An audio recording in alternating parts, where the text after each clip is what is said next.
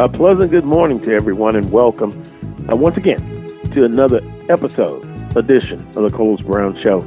Heard exclusively right here on the Open Mic Broadcast Network and Spreaker.com. Coming up on today's show, the guest menu looks like this. We're going to have him in hour number one. Brandon B.J. Jones of HBCU Game Day. You remember last week I talked to you about having him coming on consecutive weeks. SWAC last week. We're going to take a look at the Mid-Eastern Athletic Conference and football predictions. Yeah, we'll get a prediction out of him. It's a early prediction, but hey, it's football season now. The 4th of July has passed, and traditionally you start talking some college football. Then in hour number 2, Kenn Rashad of HBCUSports.com. He's the CEO. He'll join me, and this should be interesting as usual. Frequent guest on the Carlos Brown Show. It's been a while since he's been on. I'm sure we'll find something to agree on, something to disagree on. And at the end of the day, sometimes you agree to disagree. I'll get a little NBA talk with him. I know he's a big Lakers fan, and he is a graduate of Graham State University. So, with that being said, look forward to talking with Kenn Rashad. And then finally, Charles Edmund of the Alcorn State Radio Network joins me on the SWAC Sports Report. Here's what's trending on the Carlos Brown Show. The MEAC announces the 2019 ESPN football TV schedule. We'll get into that in a little bit. But other than that, once again, I appreciate all of the thoughts and prayers and kind words. The transition of my father, Elder H.C. Brown, we laid him to rest this past Monday. And with that being said, appreciate you. Words still coming in, and it kind of lifts you up, gives you encouragement, and you appreciate everyone who took out the time to, get in touch with me. And I really appreciate it, and I appreciate you. SWAC Media Day coming up. This time next week, I'll be getting ready, putting the final touches on the trip, the usual pilgrimage to Birmingham, Alabama. With that being said, producer of the Carlos Brown Show, I want to bring him in and speak with him. Brother Michael Prince, good morning to you, sir. Good morning, my brother. How are you this morning, man? Well, I'm doing good. Thank God there is a God, and life goes on. Yes, sir. Well, before we get any further along the way, man, I just want to let you know that we're constantly with you and the family, and I know your father was proud of the legacy that he's left behind. So we're going to be yes, sir. Yes, sir. Yes, sir. Appreciate that. And this time next week, will we be so excited that we can barely control ourselves? The usual pilgrimage to the Southwestern Athletic Conference Football Media Day. It's always interesting. It's a fellowship time as well, and you get to see some people that perhaps you haven't seen since the previous year, but it's always been in a good spirit there. And it'll be some conversations that will be had the day before, which is that Monday, and that Tuesday. All things pertaining to Southwestern Athletic Conference football. Are you ready for your trip to Birmingham? Oh, man, beyond a shadow of a doubt. It's like a family reunion, a SWAC family reunion. Last year, I was not able to be in attendance because my daughter was transitioning. And you felt a little out of place, but you were updated, with the brotherhood of the broadcast family and the SWAC family. But I'm excited. We got, as I say, our tickets in hand, room reservations made, and we're ready to go, man. We'll be getting in on that Monday, and Lord say the same. We'll be leaving out on Wednesday. So we're ready to make the most of it, man. A nice trip. Last week, I kind of was talking with Brandon B.J. Jones before I was interviewing him. You kind of look at the whole big picture, and you talk about it, and we also talked about it's going to be settled on the field, but the conversation before the football season is always interesting. We talked about Alcorn State, and I'll ask each of my guests again about Alcorn State. I just feel and believe that those who make that choice, they're going to have Alcorn State as the favorites to win the 2019 SWAC football championship. Put up some other bigger questions. Brother Prince, Kenn Southern University, close, one game from winning it all and going to Atlanta. Do they have the pieces in place to say, hey, we can take that next step and kick that door in? Also, Prairie View, Coach Dula and his staff, they have a lot to prove. Can they sustain after a good start? And then, you have some new coaches coming in. But with that being said, what do you think is going to be the biggest story, or one of the biggest stories, going into Birmingham? Well, you know what? The excitement is everybody's on ground zero right now, so everybody's even. But I think one of the more interesting stories is going to be, and it has to be, Alabama State, Texas Southern University.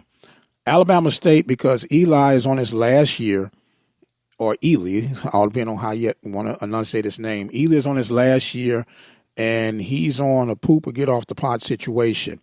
McKinney is. I like the way you put that. Yes, sir. Yes, sir. It is what it is. McKinney with Texas Southern, he comes in as the highest paid coach, first time out the gate as a head coach. Yes, he has experience. Yes, he's the good son coming home to Houston, but he's at that 350 K line, and you're going to have to poop or get off the pot coming out the gate. I don't think there's going to be room for growth pain, if you will. We come in paying you that kind of money. I'm expecting great expectations out the gate. Now, they've been hitting the transfer portal like a mad scientist, and it's going to be very interesting to see how those two institutions come out. You always have, at least I do, on the outside, wishful thinking, hope for the institutions of a Pine Bluff and Valley. Will this be the year that either one of them guys have a statement year and shaking up the conference, if you would? That happens every 10 years or so. Is this that 10th year of magic happening for either one of those institutions? And you also look at, to your point, you kind of know who are your players, your top teams in the conference, but you want to see the teams that finished the previous year near the bottom. You kind of look at improvement and see if they can make some improvement. It's just like when you go into fall camp. I think, and here's just my theory, that most coaches know what they have returning and who are going to be the players that they could depend on. The biggest camp battles to me is always for that second unit. You want competition, because if there's an injury, God forbid, someone is not playing well, do you have the confidence? Do you have the players that you can plug in and you don't have a big drop off? And so some of the biggest battles are, on the second unit. Thus, to the conference members, you want to see everybody improve from the lower tier to, if I can use this term, the middle tier. So you want to see improvement, and you stated everybody at ground zero. But when you get to that media day, you kind of can tell which coaches are kind of confident, and again, they've got to perform on the field. And it was interesting. I was thinking the other day that last year at SWAC Football Media Day, I kind of heard Coach Odom's mention about 2019. And me and my best friend, who's going to be riding with me to Birmingham, we were sitting there wondering, why did he mention 2000? And it kind of was off the record, but you know me, if it's off the record, I'm going to tell. And he mentioned 2000, and we were just perplexed. He was pointing toward 2019, thus 2019. So last week after the show, there was some conversation going on, and some people sent me messages saying, you know, hey, you didn't mention the pressure being on Coach Odoms. We think so. So all of the dynamics going on around SWAC Media Day, who's going to compete, who's going to win the championship, who's going to come out of the gate fast. And if you look at some of the institutions' schedule starting off, don't let week one just put a damper on the whole season if that's the case.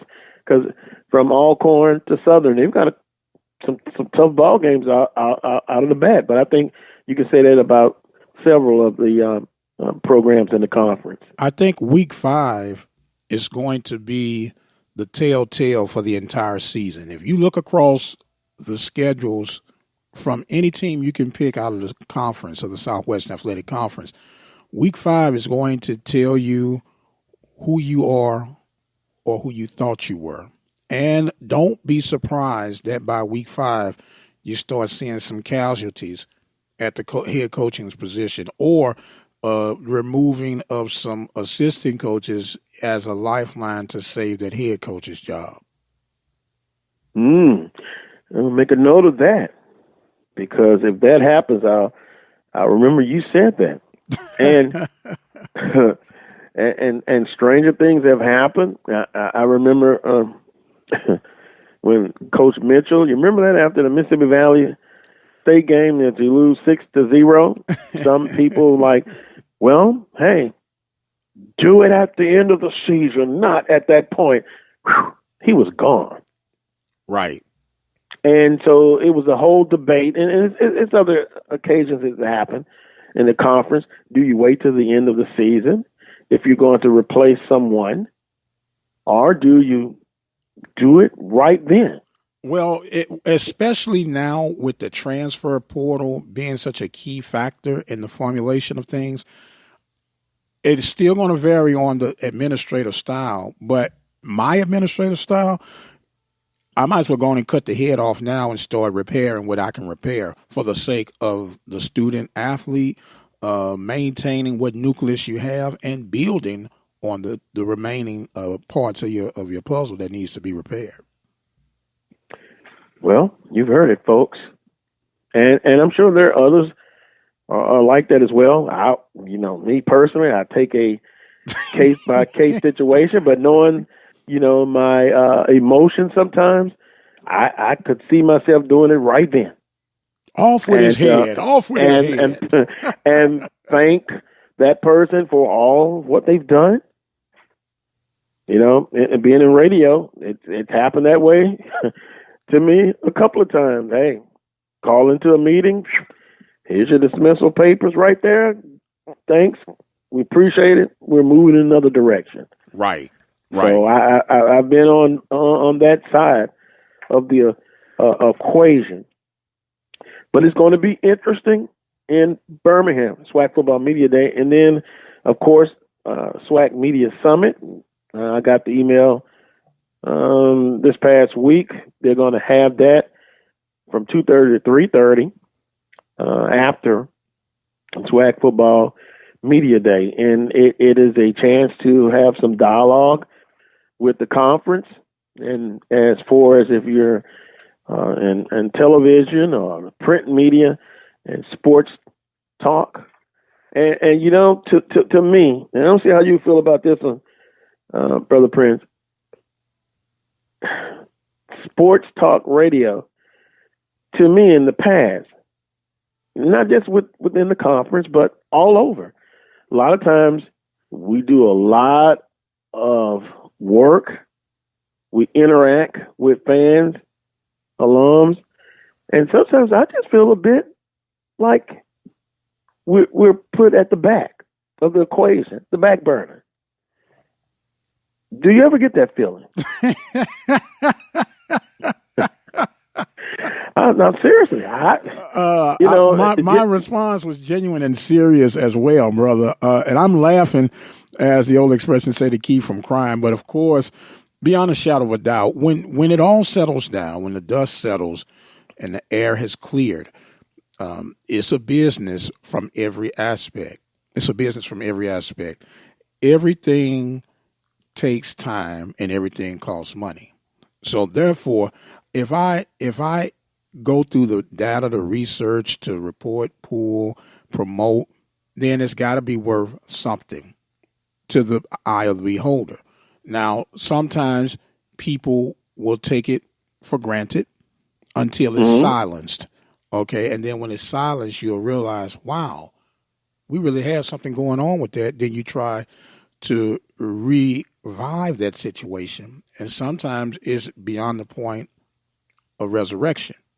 So what I'm saying is this: we, as media, whether you come on daily, weekly, hourly, every other month, you have a great responsibility and duty that comes with that. And I think it needs to be recognized from all partners involved with the conference. Because if we don't talk about it, it doesn't get talked about. We could talk about all the big deals and the conglomerates of the big boy networks. When they come in our direction, they get their information from us. They don't have the finger on the pulse like we have the finger on the pulse. And it needs to be recognized, it needs to be respected, and it needs to be honored. Now, I'm all for every man, getting what they can get. But remember, we're all in this together. And I know that is a naive way of looking and thinking about things. But we're only good when we're banding together. And we talk about that. We talk about reports. We talk about fan base. We talk about situations and solutions. We have people on our platforms that normally they're not talking about this on the big boy platforms because it's not of that great importance and or value to them. And that is, just like this week, my show talked about, and I could be biased, and I'm pretty sure you'll let me know if you think I'm being biased, but I believe that the Southwestern Athletic Conference is a much more appealing conference than the Mountain West Conference when it comes to football on television. And if they can get a $16 million deal, then why can't we get a $16 million deal? Interesting. Very interesting. I'm just the powers that be. Yes, sir. And I'm not. The powers that be. And I'm not trying to strike no matches or nothing. I'm just. You asked me how I feel about it, and I just shared. Yeah, I understand. The powers that be, they've got to always try to get the best deal possible. But sometimes the best deal is not always the most popular deal. And that's what we got to get out of. Let's just say, for instance, if the favorite color is blue, everybody's popular color is blue. There's nothing wrong with you wearing black. No, and it's also not a problem to see what your value is. What do you think you're worth? And I was going into this, and I'll just be brutally honest.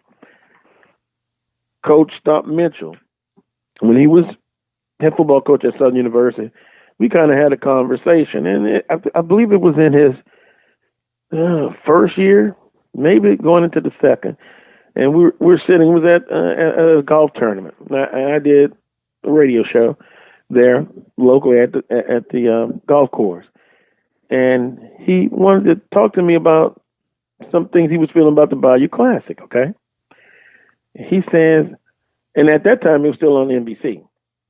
And he basically said to find out how valuable and the brand on the Bayou Classic, why don't the powers that be? And I believe at the time the contract was going to be up at the end of that year. Why not shop it around and see what the value is? He said he didn't have a problem going to, at that time, ESPN, Fox Sports, TNT. He just mentioned several of them. And I was sitting there because you're so accustomed to being on NBC, right? And it just made me think, why not? the contract is up. Shop around. See, you may be surprised at what will happen. Ultimately, though, it went back to NBC, and then now it's on NBC Sports. But the bottom line is, he said he didn't believe it was a problem to go out and gather information. And there's nothing wrong with that. I'm looking, and I'm stuck on this Mountain West Conference because I think I may have asked you this or asked the listener, can you name me 3 teams out the Mountain West Conference that would even create your interest? You know what I'm saying? And they get $16 million when we have by far, pound for pound, more historic impact on the NFL as far as Hall of Famers, impact players, and the brand of football that we're playing. We always hoist up how unique our brand is, how different our brand is. Then that brand needs to be compensated. And all the powers that attach to that needs to be compensated. And that's always going to be my battle cry. And sometimes it might not be going with the most trending flow, if that makes any sense. Sometimes you got to dare to be different, and we already established that we are different. Because if we wasn't different, there wouldn't be a need to attach HBCU in front of whatever it is we're doing, whether it's sports talk, whether it's football, baseball, basketball. If it's just even across the board, then you just say sports talk show. So if we're a unique brand, then maybe we need to do unique things that are not so traditional that can raise the standard up to where we feel we need to be compensated as a conference in whole. Just me talking, I could guarantee you that if CBS came and said, okay, SWAC, we got $16 million we want to split with you all, I'm packing my bags and moving.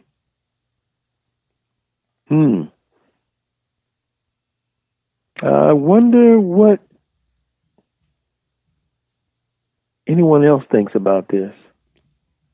The point that Dr. Prince brings up.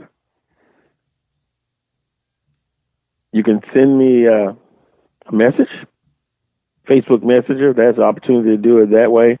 You can go on the Coles Brown Show Facebook page, or you can send me an email at the Coles Brown Show at gmail.com. And I guess I got a feeling that may come. I wonder if this will come up at the SWAC Media Summit. You think? Well, opportunity to ask. From the research that I've gathered, from the research I've done, the MEAC is receiving on average about $18,000 per school from their television distribution. They're receiving about $18,000. When you do the math on it, that's right at about $200,000. And I'm looking at the Mountain West Conference. They're on average getting about $1.3, $1.5 million per school. I think I'd try to get in contact with CBS. I'm just saying. Well, we'll see what happens. We'll see the people of influence at the Southwestern Athletic Conference. And bro, we'll see what they have to say about it. And I want to say this. I want to clear the record because, I've been accused of being such a hater, and to God be the glory. You are entitled to think what you want to think. But if we're talking about what's overall best for the conference, what's best for the conference, and what's best for the conference is that these institutions receive a fair distribution from whomever we partner with. That's what's best for the conference. That's all I'm saying. And let me give you, you ever had Converse as a kid? Remember the Chuck Taylors? Yes. Okay. Mm-hmm. Well, I was a Sears and Roebuck child. I was a kind of chunky kid. I wore tough skins and Huskies and all that kind of stuff with the patches in the knees and the elbows. Well, they had a brand of shoe that was called Winners. Okay.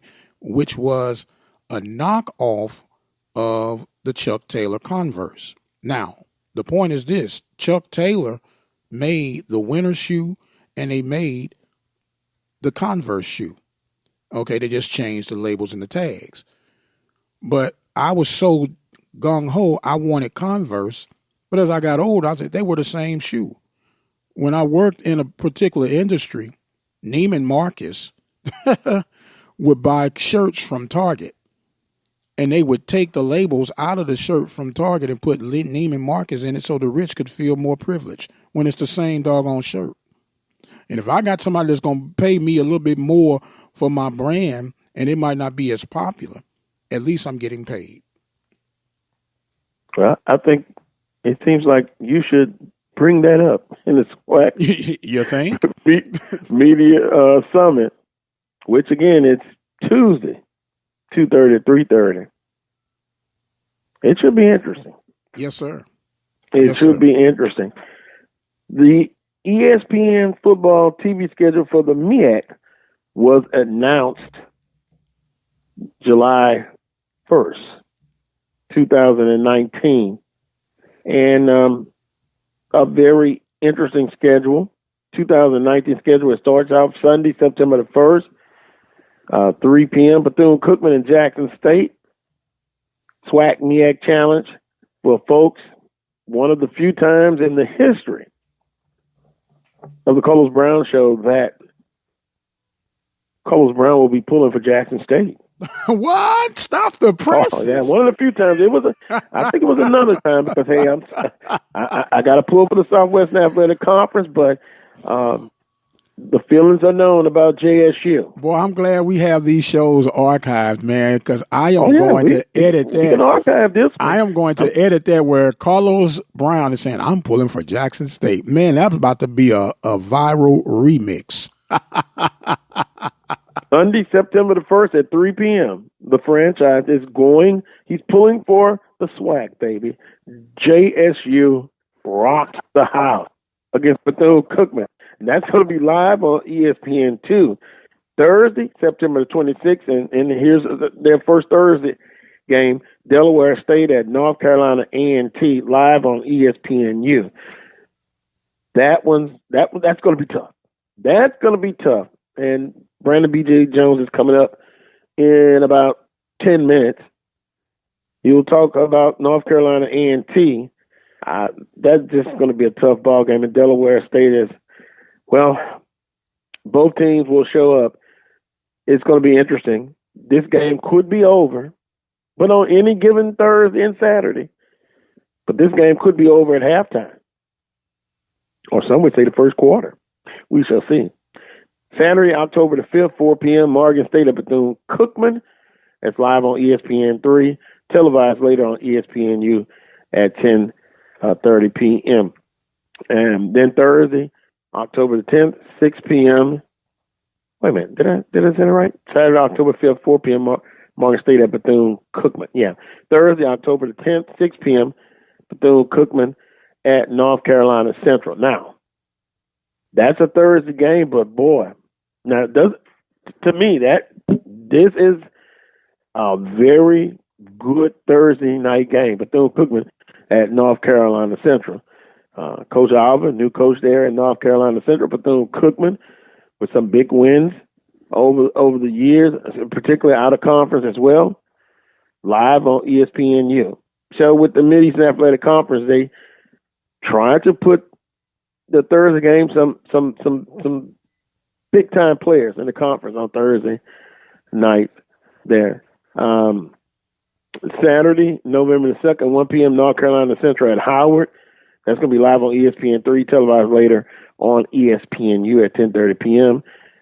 Saturday, November 16th, it's listed MEAC Wildcard number 2, live on ESPN3, televised later on ESPNU at 10:30 p.m.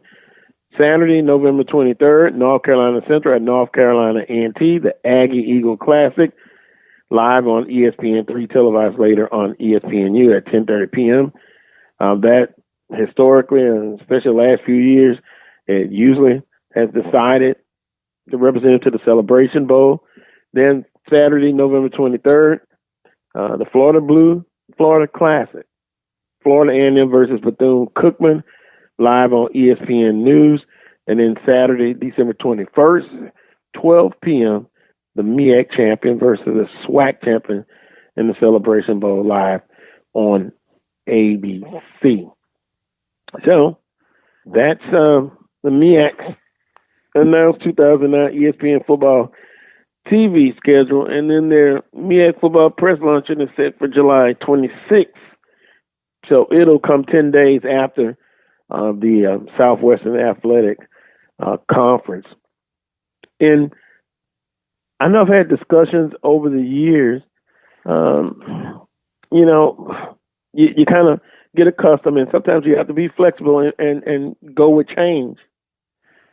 You kind of miss that Friday SWAC football media day, which has been over the past.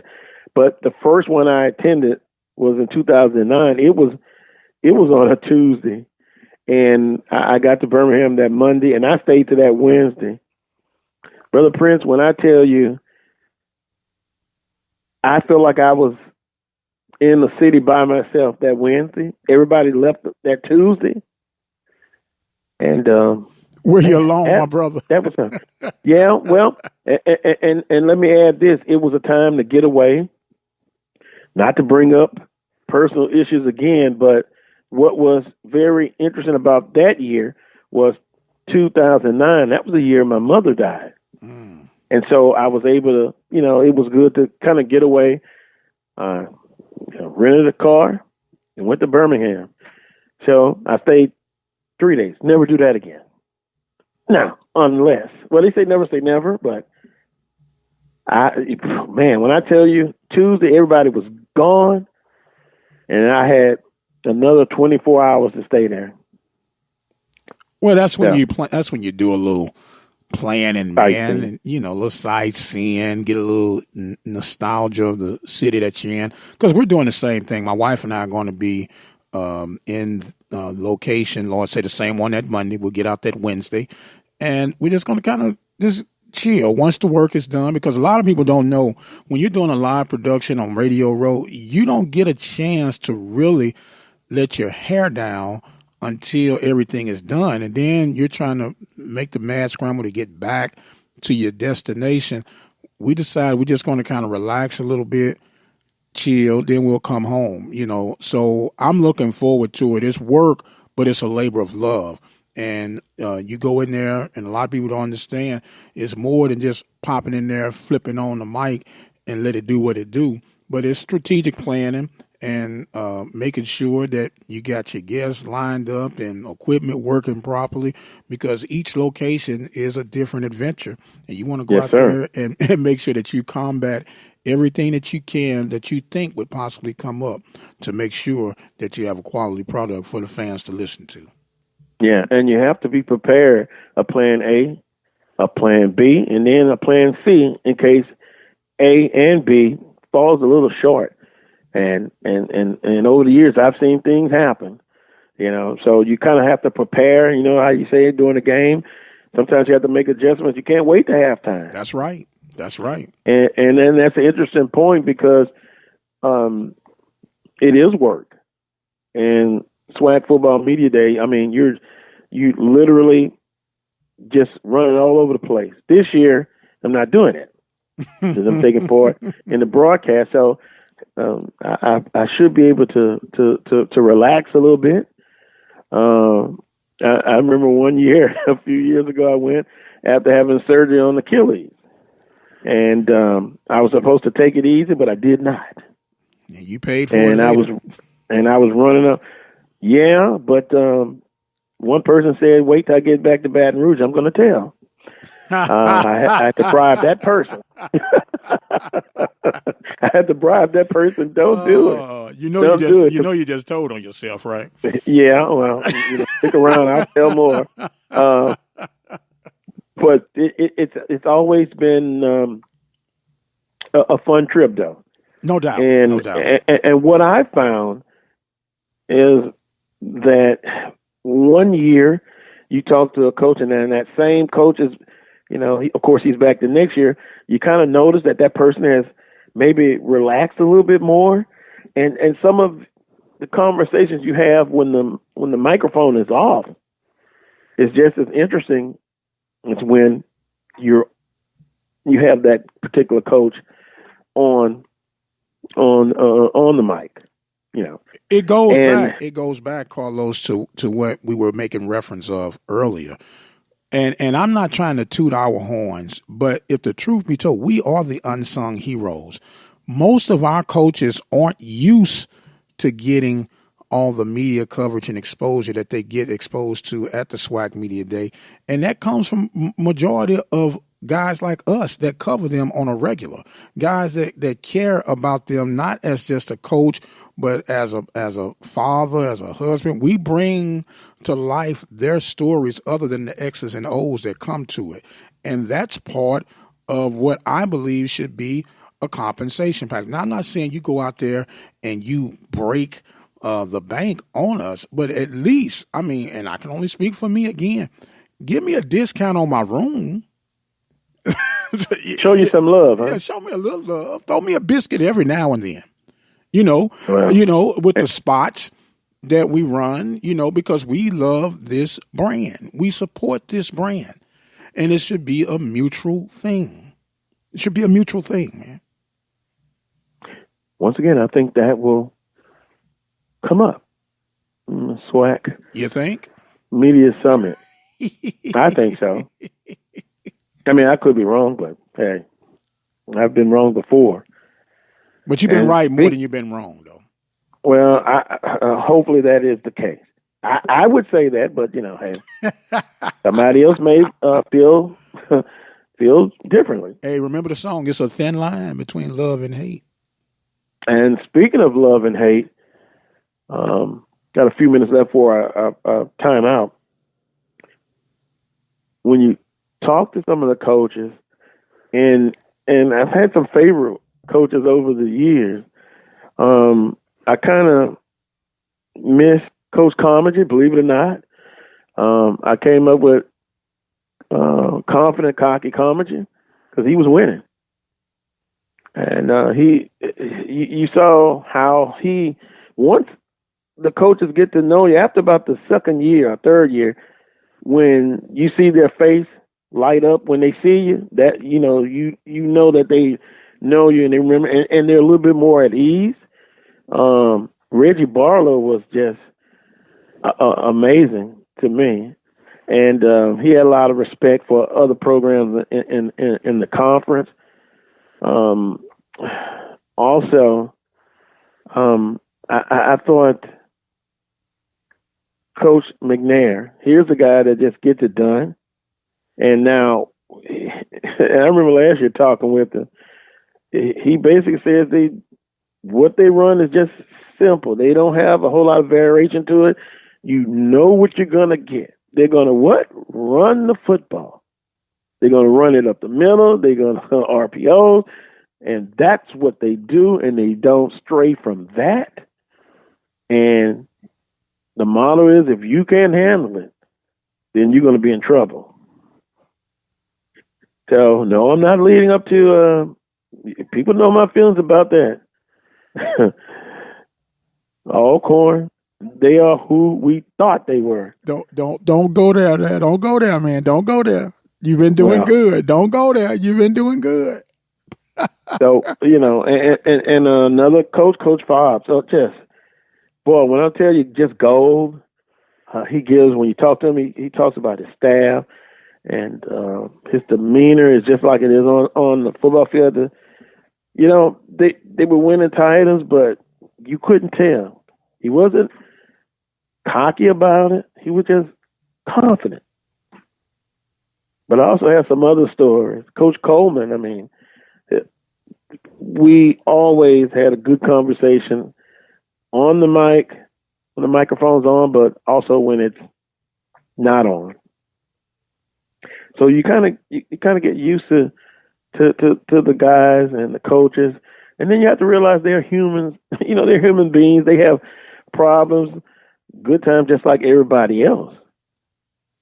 They're human beings that happen to be football coaches.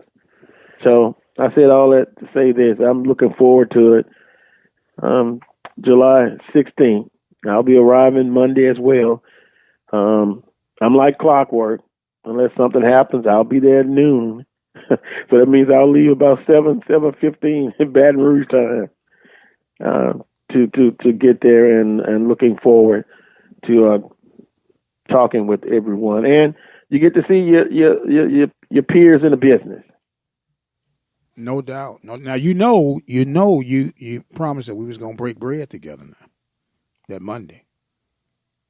And we shall do that. Yes, sir. We're gonna break some bread. We're gonna have us a good time. Like I said, I look at this as a family reunion with all of our brothers that we may hear. We don't get a chance to see on a regular basis, but it's just a grand old time. It's excitement in the air, and it's football season. And at the end of the football season, you'll get a chance to analyze the predictions. Did they come to fruition?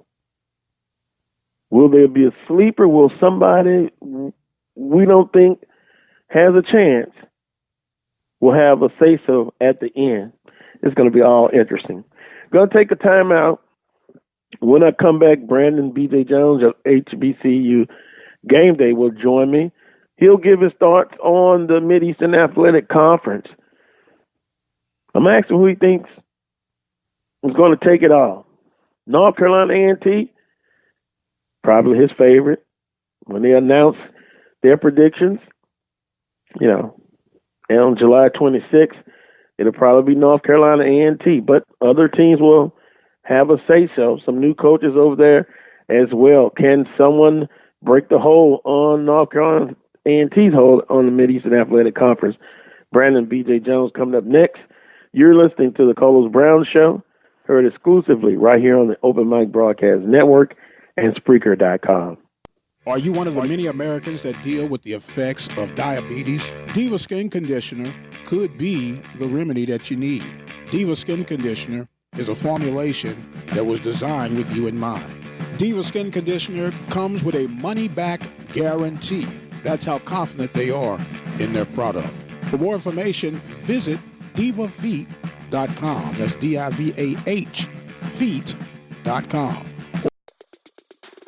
The birth of legends are storied in this conference. We must never forget our rich history. We now turn our gaze to the future. The new legends will emerge. New heroes to arise. The Southwestern Athletic Conference. Be our history.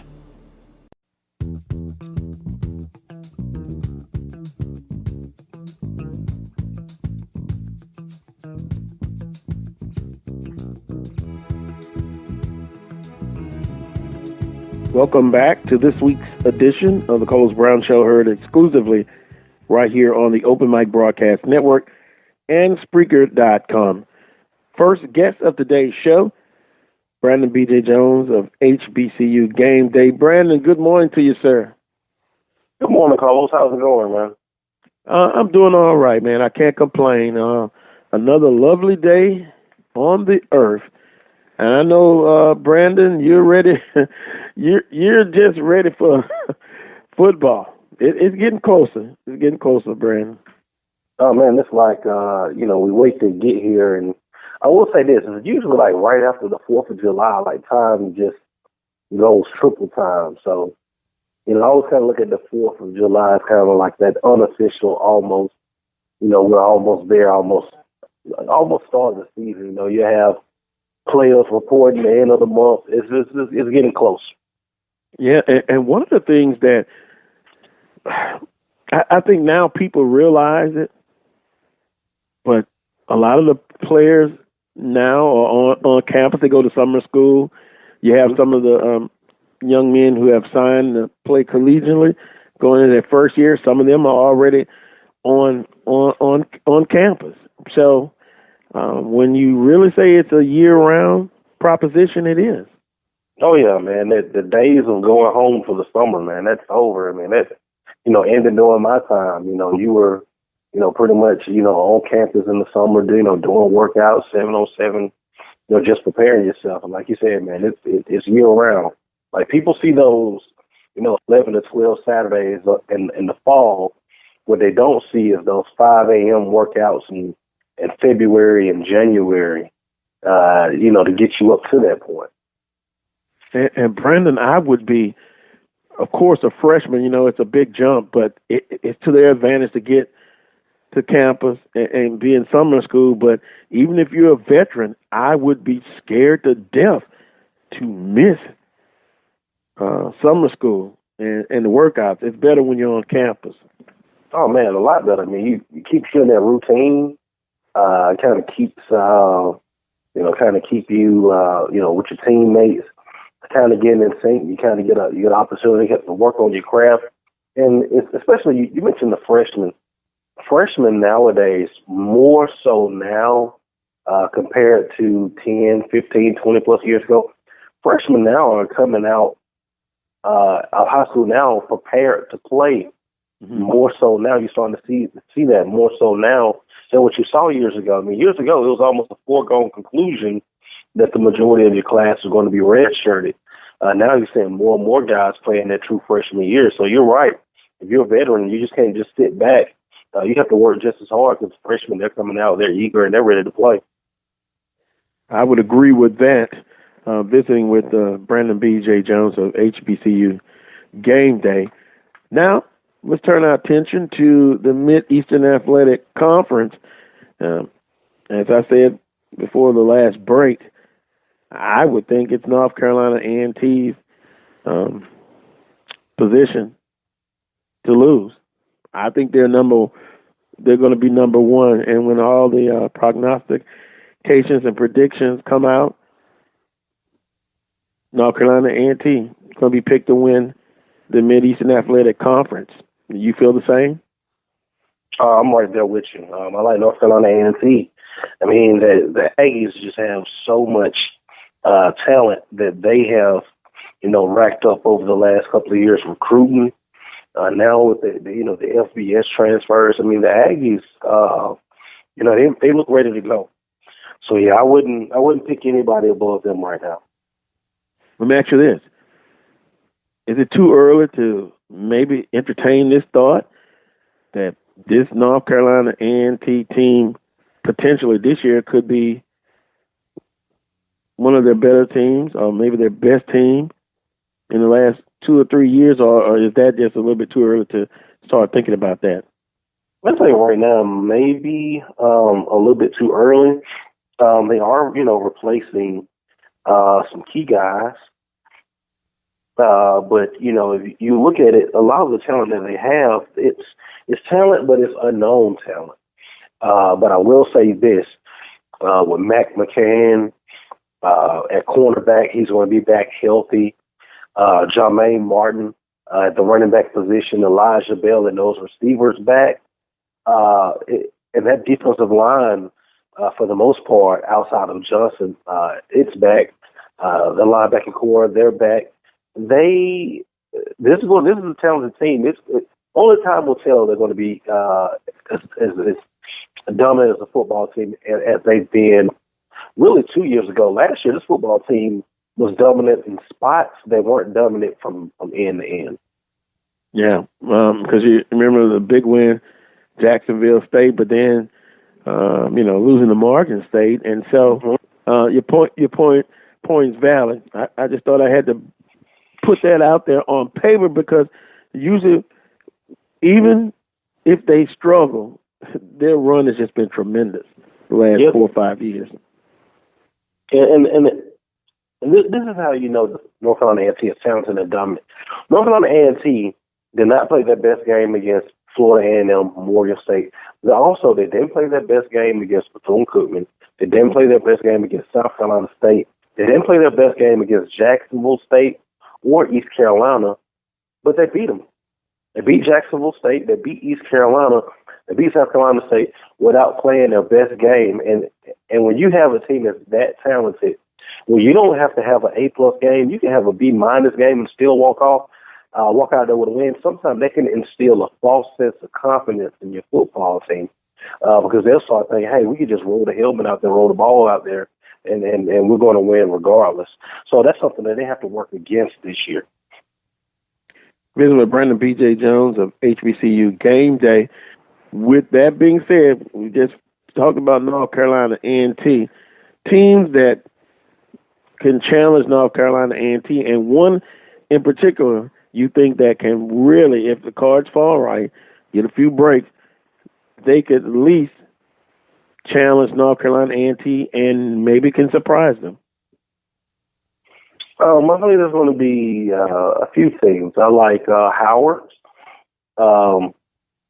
People, for some reason, the idea that since Mike London is no longer on the sidelines at Howard, that Howard is going somewhere. And to Mike London's credit, I think he's an excellent football coach, but he recruited well at Howard, and there's a lot of talent there, including the 2018 MEAC Offensive Player of the Year, Kalen Newton. He's back. His favorite receiver is back, a kid who, in my opinion, if you look at the numbers, he was good enough to be the MEAC Offensive Player of the Year just off the numbers that he had.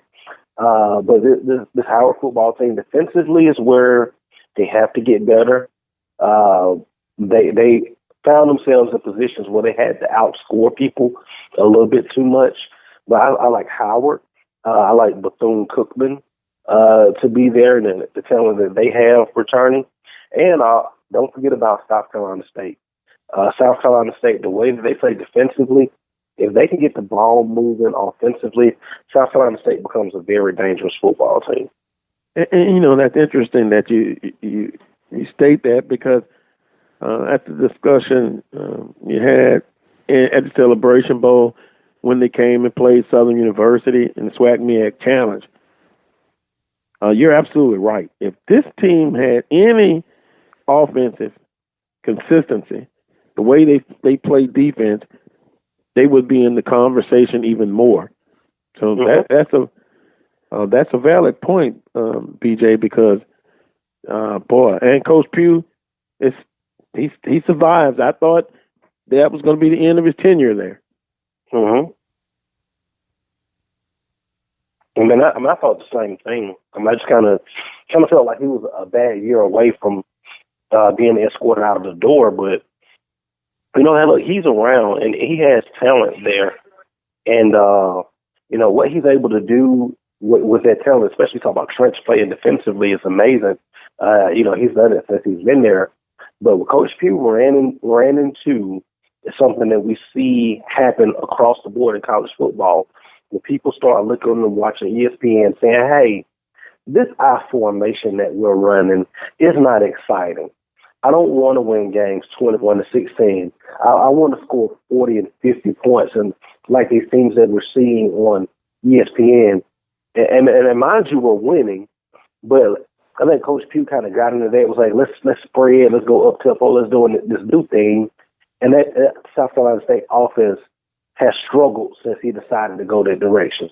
So what I'm hearing in Orangeburg is he's going back to the basics this year, going to what made South Carolina great, which was running the football and playing great defense. Well, to me, I think you can be creative out of the I formation. I saw it for many years, and I understand, fans like trendy stuff sometimes. But at the end of the day, I think wins versus losses, and you winning and you're competing and you're at the possibility that you have a chance to win the championship. I just thought that supersedes everything else. But hey, that's just my theory, my opinion. But South Carolina State, when you talk about them, you always think about defense, and so he's going back to what made him successful there at South Carolina State. So it'll be interesting to see what happens. North Carolina Central, Coach Trey Oliver, head coach, first year. What expectations do you think most people have for North Carolina Central? I think the biggest thing for North Carolina Central is getting back in the hunt. If you look at North Carolina Central, take away last year, They were in the hunt for the MEAC title in 2017 until that Hail Mary against Bethune-Cookman. It was setting up another Aggie Eagle Classic where the MEAC and Celebration Bowl berth was on the line, just like the previous two before that. North Carolina Central, if you look at the last 5 years in the MEAC, they have two conference titles. They have two conference titles. So it's going to be interesting to see how quickly Trey Oliver can get the Eagles back to where they were a few short years ago. One of the things that he has working to his advantage is he's an Eagle. This is his alma mater. But following him on Twitter and social media, he's done a great job of bringing the old Eagles back into the fold, creating that family environment, and kind of getting the alums, back excited about Eagle football. I like his football team. He has a quarterback who's a junior this year, has been a true freshman, started as a true freshman. It's going to be interesting to see what he does this year. They may have the best running back in the MEAC. A lot of people like to talk about the young man, the Robinson kid at Bethune-Cookman and John Martin in North Carolina A&T. But the running back at NC Central, he might be the best back in the MEAC. He has some pieces to work with. The talent is there. It's just going to be interesting to see how they come out of the gate their first few games and where that season goes from North Carolina Central and Coach Trey Oliver. So as we wrap this up, you like A&T to win the conference again, and the team, I just want to be clear, the team you think that can challenge them the most would be? I think the team that challenge them the most will probably be Howard or Bethune-Cookman. Well, it'll be interesting. Bethune-Cookman and Jackson State and the SWAC and MEAC challenge.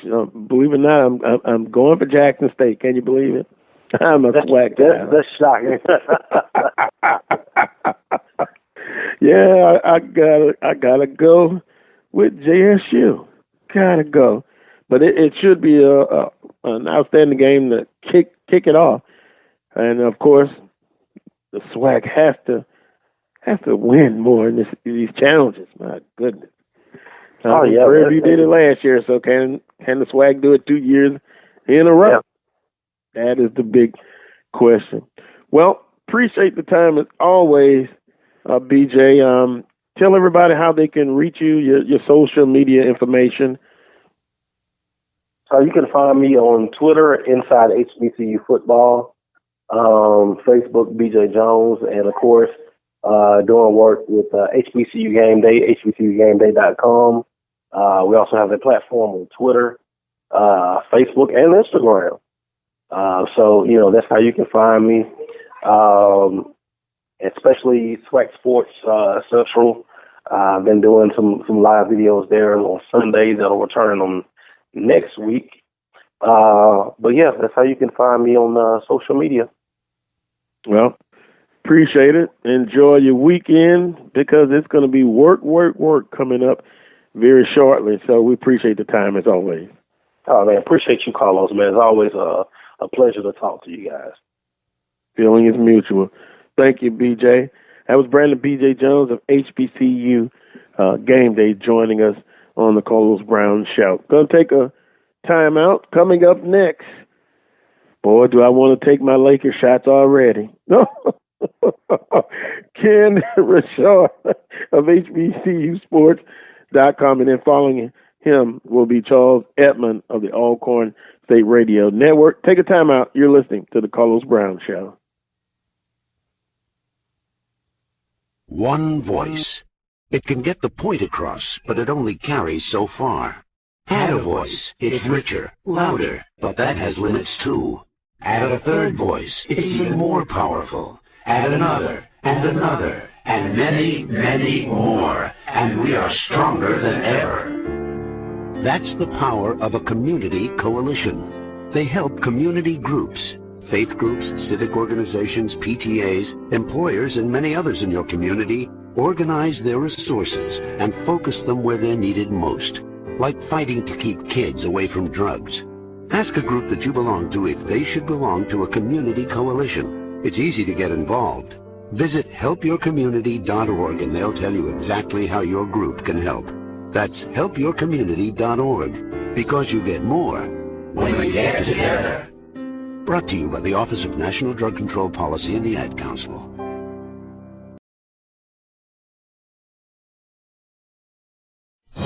Broadcasters come into our lives on radio and TV, bringing us information and entertainment. Broadcasters are there for us, but who is there for them when they fall on hard times? The Broadcasters Foundation of America provides financial assistance to broadcasters in acute need due to a critical illness, accident, or other serious misfortune. If you know of a broadcaster on the air or behind the scenes who may need our help, please share our message. Visit broadcastersfoundation.org. I know that as parents, we work hard to do everything right. We baby-proof our homes, put our kids in car seats, and learn what to do in an emergency. Yet most parents don't know that children could be poisoned by lead paint in their own homes. Lead poisoning causes permanent learning and behavior disorders, and the culprit is usually dust from peeling or chipping lead paint, which goes from the children's hands right into their mouths. Keep paint in good condition in your home, daycare, and other places where your children live and play. Ask your doctor to test your child for lead poisoning and get your home tested too. For more information on how to address lead paint problems safely, call 1-800-424-LEAD. This has been a public service announcement from the Open Mic Broadcast Network. Chris, can you put the video game controller down for a second? I can talk and play. Oh, I'm totally annihilating this punk kid in Nebraska. I just feel like you're not acting like a grown-up in our relationship. Am too. Well, you still ride your skateboard to work, there's the comic book collection, the race car bed. Look, I'm young at heart, but I put money into my 401k every paycheck. I picked up a few savings tips at feedthepig.org. I have control over my financial life now, and that feels pretty grown up. Put away a few bucks, feel like $1 million.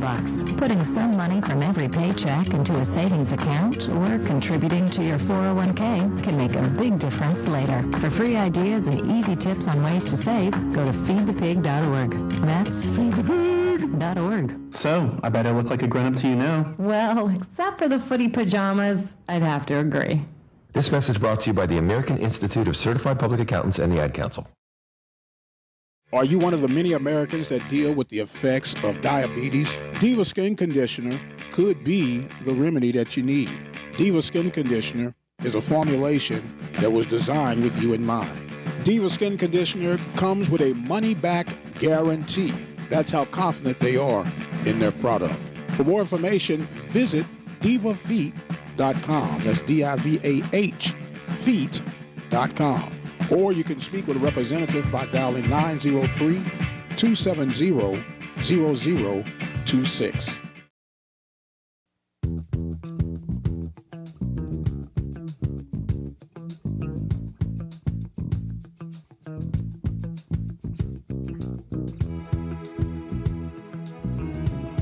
Welcome back to this week's edition of the Carlos Brown Show, heard exclusively right here on the Open Mic Broadcast Network and Spreaker.com. My next guest, Kenn Rashad, CEO of HBCU Sports.com. Kenn, good morning to you, sir. What's up? Kenn, you sound, wait a minute, Kenn, wait a minute. Must be some interesting news that's got you down, brother. Well, I'm not down. It's just that all of this has confirmed my usual suspicion. And based upon what I've witnessed and based upon what I've read, my suspicions have been confirmed. Your Lakers. Yeah, my Lakers. Well, it could be an opportunity, but I'm a Miami Heat fan, so I don't have room to poke. Well, for the record, and I guess maybe, your listeners probably don't fear me. My phone's blowing up there. I'm being hazed right now. For people who don't know, I'm a diehard Laker fan. Carlos knows this. Yeah. Mike Prince knows this. And I was never a fan of LeBron James coming to LA. That's true. And I figured, granted, the Lakers have been dire straits over the past 5-6 years, and they needed all the help they could get. But I was one of the few individuals out there who truly have a genuine concern for the Lakers, who actually believe he's a better general manager than Magic Johnson. Never needed to go after LeBron James. And that was the mistake that I said from the day that it happened, that the Lakers would feel for some time. Because I am of the belief that nobody of substance wants to play with LeBron James. And so far, that has proven to be true. Well, Anthony Davis. Paul George was a free agent last year. Yeah. Paul George is from the LA area.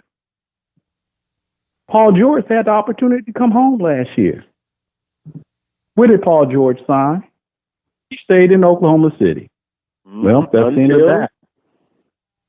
But yet, now we got the Kawhi Leonard sweepstakes, and rumors indicate that Kawhi either wants to go to the Clippers, or he's going to the Lakers, or he's going to stay in Toronto. And I think we pretty much all knew that he wasn't going to stay in Toronto because, again, Kawhi Leonard is from the LA area. Mm-hmm. And deep down inside, I am of the belief that Kawhi Leonard really wants to be a Laker. But he would prefer not to play with LeBron James than to be a Laker. Kenn, so what does he do? Your theory? He signs with the Clippers. And as a result, if you reread, and I strongly recommend everybody read the ESPN article written by Ramona Shelburne entitled How Kawhi Pulled Paul George Away from OKC. And that is all you need to know. Paul George had signed a 4-year deal with Oklahoma City just this past year. Mm-hmm. And he was able to get Paul George to demand a trade to go to the Clippers. I rest my case. I'm done. I'm sorry, fellas. Look, Carlos, I thank you for giving me the opportunity to use this opportunity as a soapbox, man. I just had to get it off my chest. What can Brown do for you, brother? And that little soliloquy was therapeutic for me, whether you realize it or not. So I thank you so much. Appreciate it. Yeah. What can Brown do for you? I've done that over the years on several topics, and as always, it's good to talk with you again.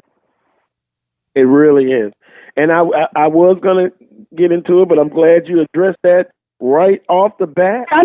And I kind of feel for you because guess what? Hot shot me yesterday.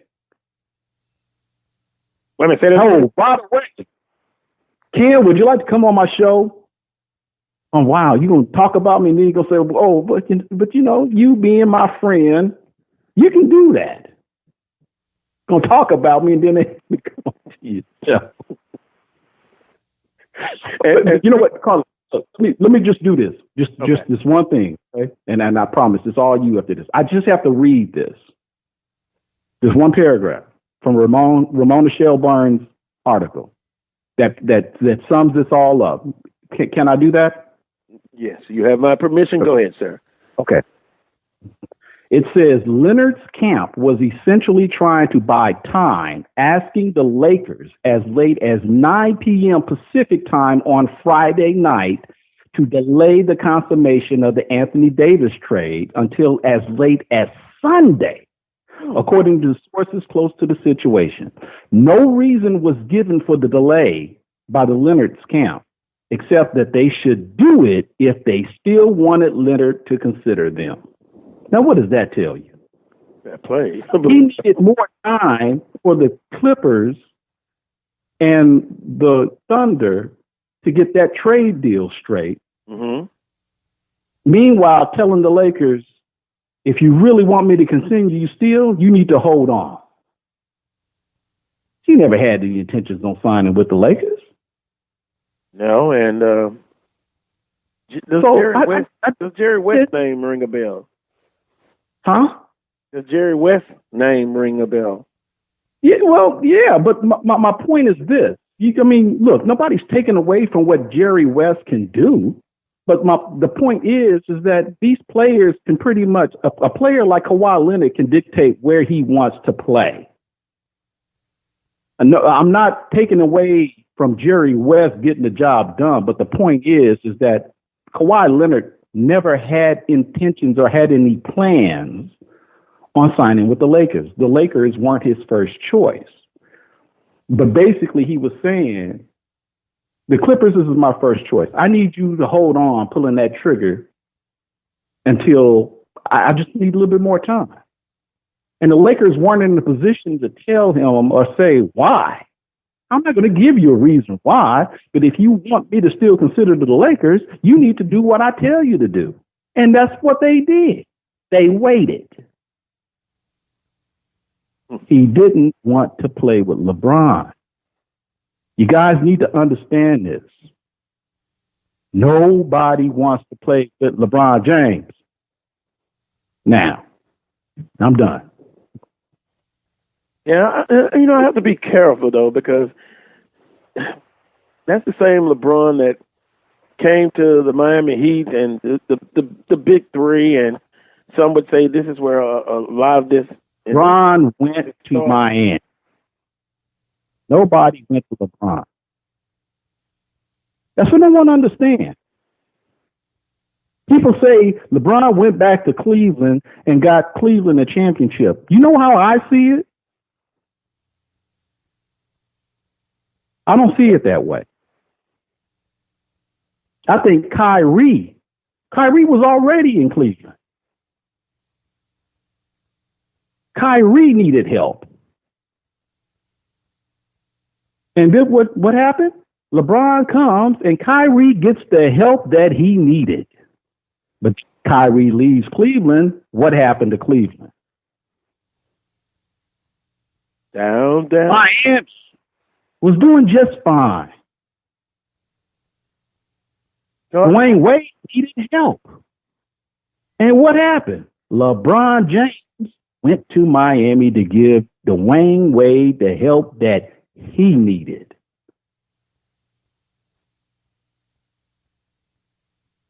And then Magic Johnson, who has zero experience as a general manager, who all they see is we need help right now.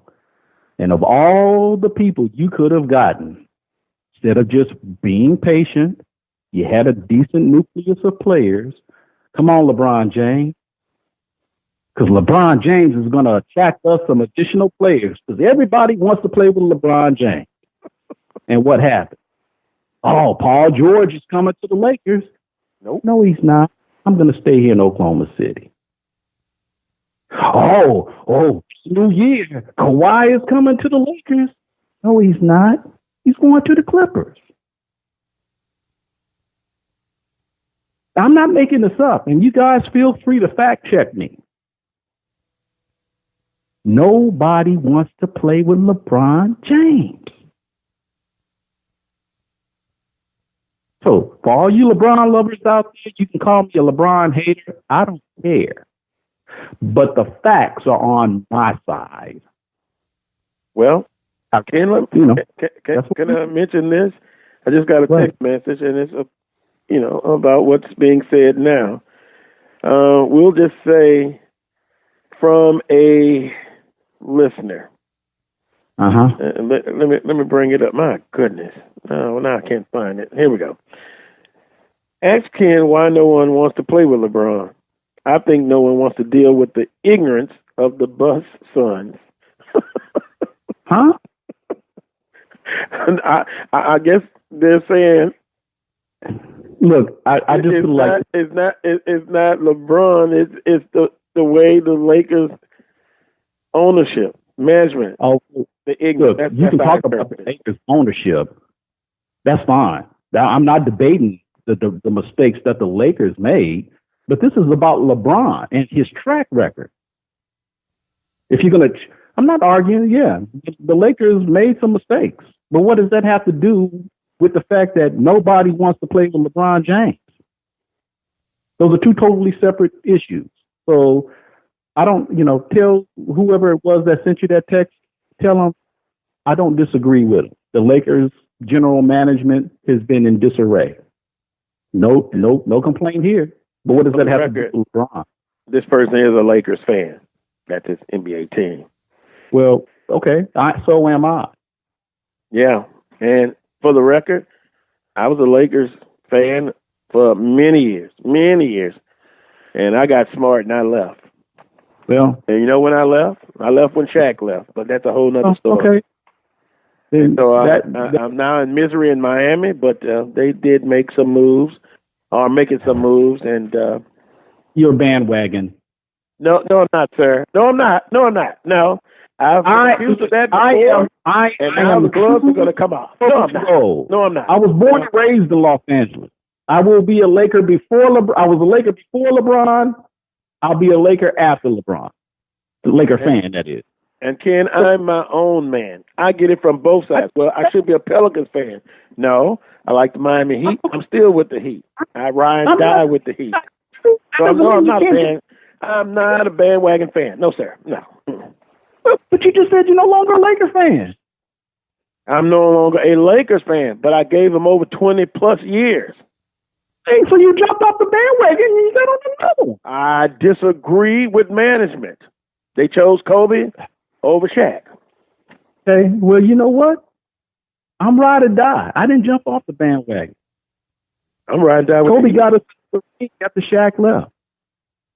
So we're not going to have this conversation about who's better, Kobe or LeBron. I wouldn't dare bring that up. Yeah, don't do that. Don't do that. Okay. But anyway, I feel your pain. Maybe I don't, but I actually, but to be honest, there is no pain. I just, unfortunately, some folks are just so into LeBron that they just can't see the forest for the tree. I understand. You've been consistent. The facts are on my side. I've seen you on social media, and you have been consistent about LeBron. Thank you, sir. Yeah. You don't like him. I understand. But you know what? Actually, that's not true. I don't like LeBron James, the basketball player, but I have mad respect for LeBron James, the businessman and philanthropist. Yeah, I can separate the two. As a matter of fact, when LeBron James left Cleveland and that owner called himself going off on LeBron for leaving, I was actually, I actually agreed with LeBron's decision to leave because, this issue about loyalty, I am of the belief there's no such thing as loyalty when a contract is involved. Yeah. LeBron had, just like I couldn't play for that owner. I couldn't have went back. Couldn't have played for any other player for whatever reason. It's a business decision, and that's all it is. And unfortunately, the owner took it personally. So yeah, he went past personally, but yeah. Yeah, exactly right. He did, and that was the problem. Well, be careful what you ask for. You may get it. To be honest with you, I'm not asking for anything. I'm talking about Cleveland's owner, Gilbert. Oh, right. Yeah, he hasn't been right since, and I'll leave it at that. Go Miami Heat, go Lakers. Right, man. Yeah, I'm a turncoat with the Lakers. That's what some would say, but it is what it is. We'll turn away from the Lakers. I'll get my shot in at the end, probably another one. But SWAC football media day is coming up, July 16th. Kind of get your thoughts on all of this as far as predictions, some storylines you think, some things that we have to look for, as far as new coaches, what teams can challenge, or will it be the same old Alcorn State? Do you start there, Ken? Well, respectfully, you would have to. I don't know why you wouldn't. But to be quite honest with you, I'm gonna tell you the most intriguing move, the one that interests me the most, is Clarence McKinney at Texas Southern. For whatever reason, I find that to be the most intriguing off-season acquisition out of the entire conference. There's always, depending on the individual, there's always a lot of hype associated, with some of these coaching hires. And I don't think a whole lot of people knew about Clarence McKinney or about his background, but just you put that in consideration in terms of where he's coming from and the moves that we've already heard about. I'm kind of thinking, this could be the one that Texas Southern gets right. Could. So, I don't know how you think or how you might feel about that, but respectfully, yeah, you got to look at Alcorn just based upon what they've done up to this point, and they're still going to be. I'm guessing, they'll probably be favorites to win the East. Maybe Jackson State would probably be a close second. And again, that's another intriguing move. They decided to remove the home tag. But, it was one person told me the only certainties in life are the uncertainties. And we have absolutely no idea what's going to happen when it's all said and done. We can speculate, we can assume, but, we know that, I think Jackson State will be, they'll be a contender. Alcorn State will be a contender in the East. I think, you look at obviously the usual suspects in Southern and Grambling in the West, but I don't know, there's something about Texas Southern.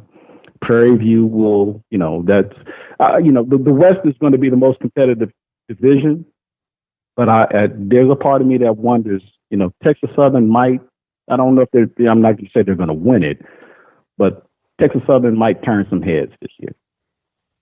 Well, I don't know if you're a betting man, but if you went to Vegas, and if I'm kind of hearing what you're saying watch out for Texas Southern. Now, Michael Prince made an interesting comment, and I didn't know this, but I don't get into the salaries pretty much, but he's being compensated very well. I mean, that's what Texas Southern does. McKinney? Yeah.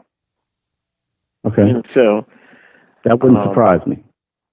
Well, Texas Southern, from the outside looking in, they always take care of their coaches, from what I've been able to understand. McKinney, Texas Southern, you always hear over the years conversations, SWAC Football Media Day, when it's not SWAC Football Media Day, that Texas Southern, you would think, would be much more successful in a huge city, talent base.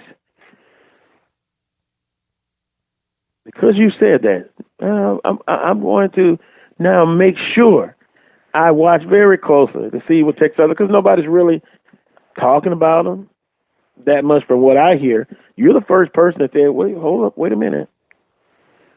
I'm intrigued by Texas Southern. Now, I'm not going to ask you, do you put them as a sleeper, but it almost sounds like you just did. No.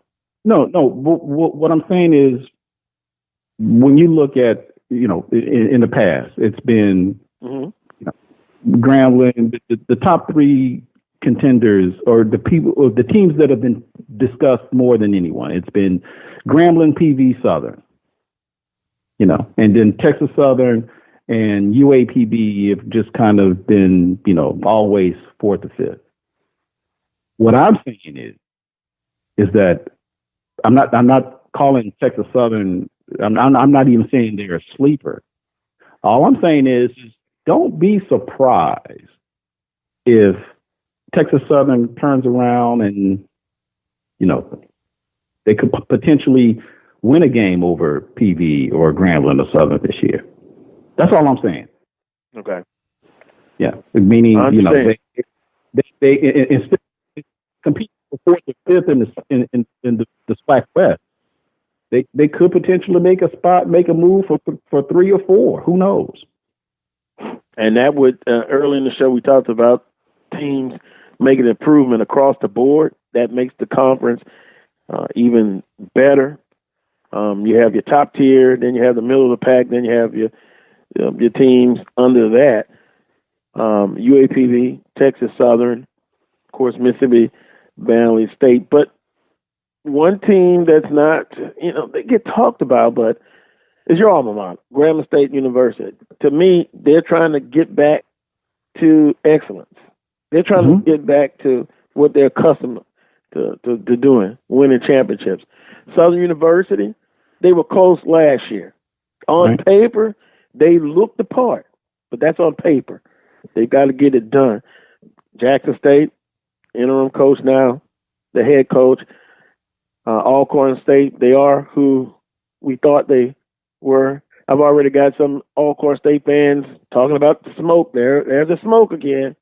One Alcorn fan says, if Southern can stop the run, and he put that in big letters, they may have a shot. So, well, I mean, I don't look, and I'm not taking anything away because we didn't talk about A&M. Connell Maynor, he without question had an impact on that program in last year. We saw what he was, the potential of what he had to. We saw the improvement in terms of play. So, I don't want to diminish that in any way.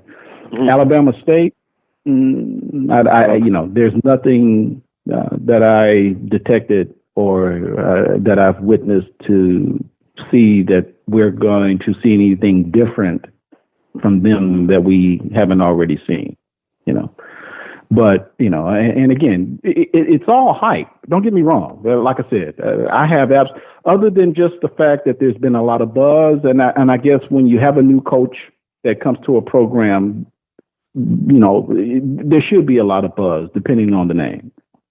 Just for whatever reason, there appears to be something about Texas Southern that we haven't heard that from memory. When Mike, what was the coach who just? Well, when Mike Haywood was there, I don't even recall this type of anticipation being there when he was first hired, and unfortunately, that went nowhere. But you talked about Grambling. Well, I think, to be honest with you, I think we'll probably see a much more improved Grambling team this year, given.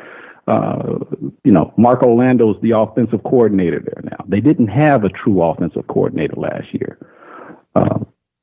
Broderick Fobbs was the head coach, and from my understanding, based from several sources, was actually calling the plays. And I think that kind of went against what he's typically accustomed to. Mm-hmm. So now we've got someone to fill that void, that Dooley left when he went on to PV. So we've got an offensive coordinator now. And so that one move right there could very well prove to be provide dividends for Grambling. As far as Southern goes, and that's Southern's got all the makings, man.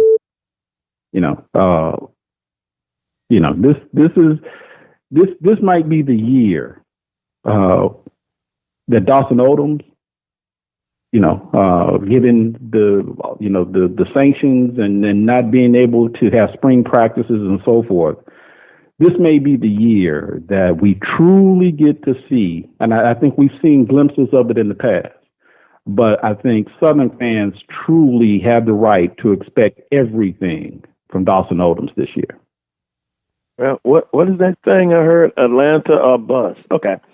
And no, what I'm saying is that Southern, if you're a Southern fan, and I know you are, Carlos, that you have the right to make that expectation. So, Atlanta or bust. I would agree. Yeah. So you would be right.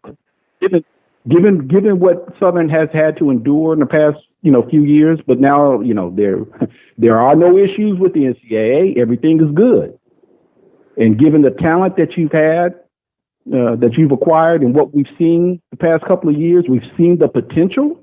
You have every right to say Atlanta or bust. You do. Also, no excuses. No excuses at this point. Got a question directly for you from a listener. Ask Kenn, what is his opinion on bringing back the Red River Classic between Alcorn and Grambling on Labor Day? I have mixed feelings. This is Alcorn State fan.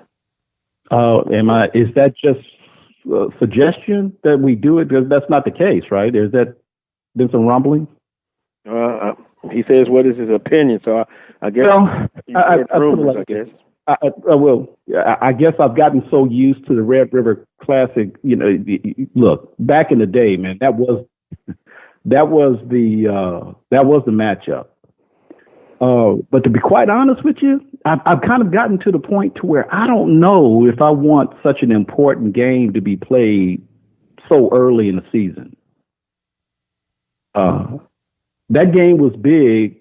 And you know, that's what made the Red River Classic so intriguing, because just about every year, you know, Grambling and Alcorn were contenders to win the SWAC conference, you know, and that was during a time when there was no East or West division.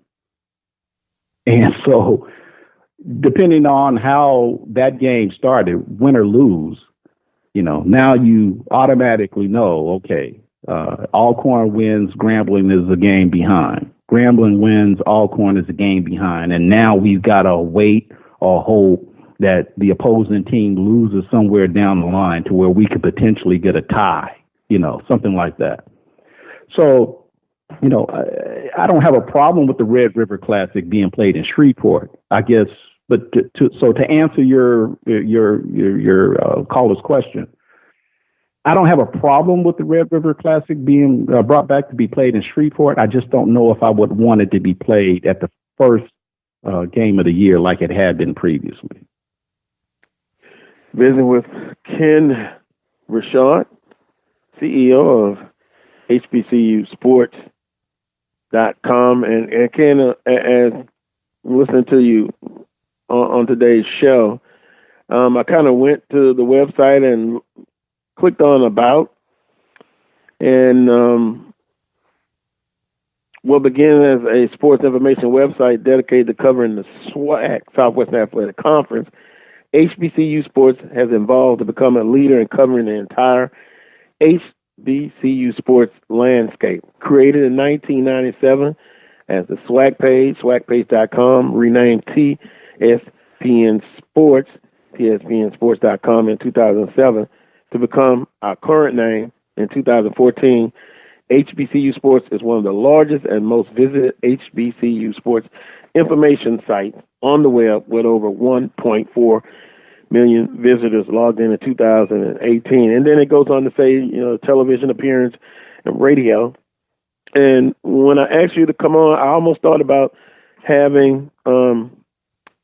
Duplessis, like back in the day when we used to have our radio threesome. But it was priceless, and I appreciate you guys, and appreciate, Kenn, what you do and what you still continue to do, and I applaud you. Yeah, Jeff is still. I talked to Jeff. Jeff and I are actually collaborating on a special project as we speak. Great. I can't really go into details. But we're kind of, I introduced it. It's something I've been wanting to do for a very long time, and hopefully you'll learn more about it by the end of this month. But yeah, he is that's my research guy, or we're doing some research together. But we're working on something now that you know, and you know, we've kind of grown apart in the sense of, he hasn't had the time. We talk all the time about HBCU sports in general, but he is actually, you know, I'm blessed and fortunate to have the opportunity to work with him on this project that he agreed to dedicate some time to. So it's funny you brought his name up. We're kind of, you know, doing something. You know, we did the podcast a couple of years ago, and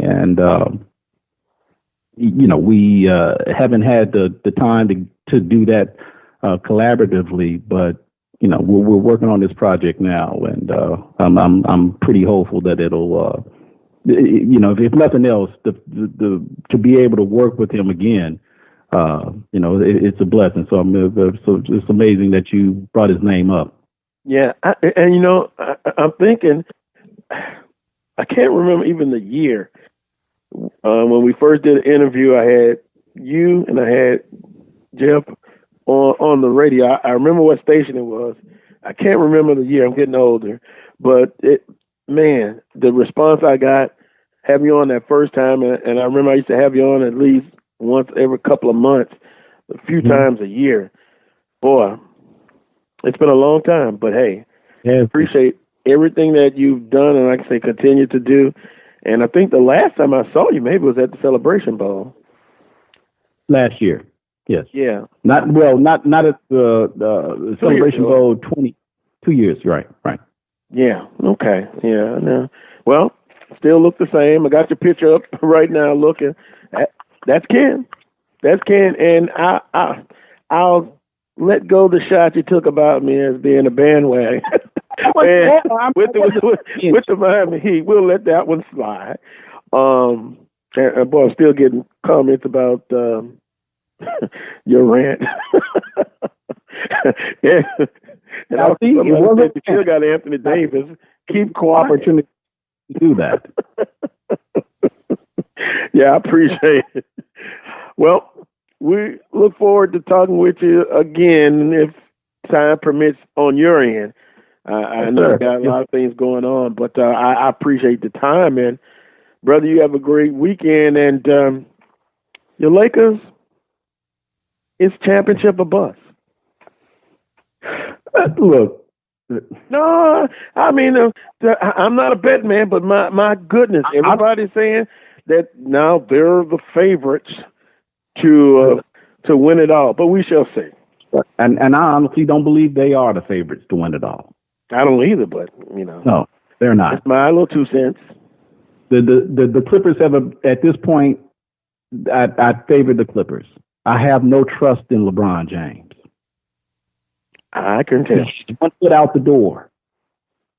Wow. He got Hollywood so he can work on his filming business. Yeah. He's not. Well, I have got to management issues. Yeah, well, I'm not going to be too harsh because, as I stated, I'm a Miami Heat fan. Got a lot of things to settle over there in the East. My goodness, can the Heat become relevant again? Jimmy Butler. Yeah, Jimmy Butler, and he's still moving, but Pat, I think it's time for Pat to retire. Yeah, I don't have a problem with that. But he's still making good decisions. I mean, look, he's building. We'll play like this. Is it time for Jerry West to retire?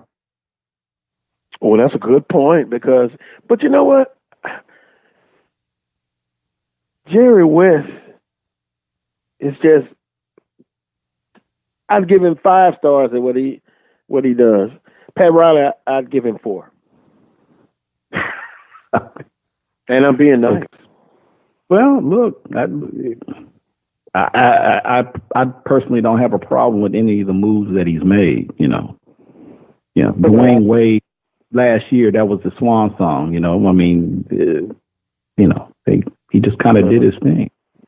Well, I'll wrap it up in this saying: sometimes a great iconic figure can stay just a little bit too long. And as far as what Pat is making decisions now, he's the one that got him in this situation.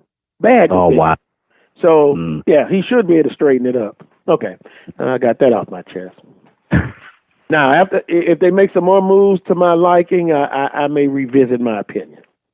I have that. Okay, well, so if he got them in the situation they're in now, didn't he get them in the situation they were in when they won rings? Yes, but it's what have you done for me lately? Wow. Jackson said that. Wow. Yeah. And also Atlanta bus for Southern. Okay, well, if that's the case, same approach with LeBron, right?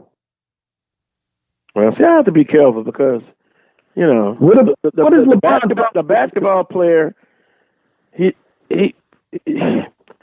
He came into a situation. He did well in Miami, so I thank him for that.